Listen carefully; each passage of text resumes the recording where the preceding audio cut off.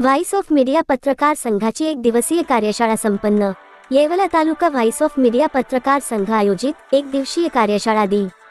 5 रोजी उत्साहात संपन्न झाली। येवला येथील शासकीय विश्रामगृह येथे आयोजित पत्रकार कार्यशाळेच्या अध्यक्षस्थानी येवला पंचायत समितीचे गट विकास अधिकारी संदीप वायाळ हे होते, तर प्रमुख पाहुणे म्हणून संघटनेचे जिल्हाध्यक्ष कुमार कडलग, महिला विंगच्या प्रदेशाध्यक्ष रश्मी मारवाडी या होत्या। कार्यक्रमाचे प्रास्ताविक तालुकाध्यक्ष किरण ठाकरे यांनी केले। पत्रकारांचे हक्क, print media, electronic media, YouTube आणि डिजिटल मीडिया याविषयी माहिती देऊन बातमी कशी करावी, बातमीचे सोर्स आणि बातमीत कोणत्या गोष्टीचा अंतर्भाव असला पाहिजे याविषयी कार्यशाळा घेण्यात आली।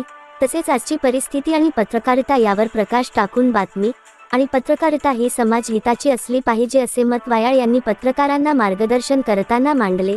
याप्रसंगी जिल्हा कार्याध्यक्ष गजानन देशमुख, पल्लवी शेटे, शब्बीर इनामदार, अयूब शाह, दीपक उगले, सागर वाघ, मोहन कुंभारकर, जाकीर शेख, सुनील दुनबळे, विठ्ठल गोसावी, शकील शेख, महिला विंग प्रतिनिधी, युथ डिजिटल विंग प्रतिनिधी, डिजिटल विंग आणि महिला विंगचे पत्रकार उपस्थित होते, अशी माहिती विठ्ठल गोसावी यांनी दिली।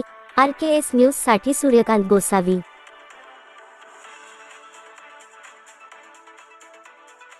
त्यांनी काय केलं त्यावेळेस की समाजाला ते त्यांचे 10 अष्टांग मार्ग, 8 अष्टांग मार्ग, 10 सत्य वगैरे सांगितले।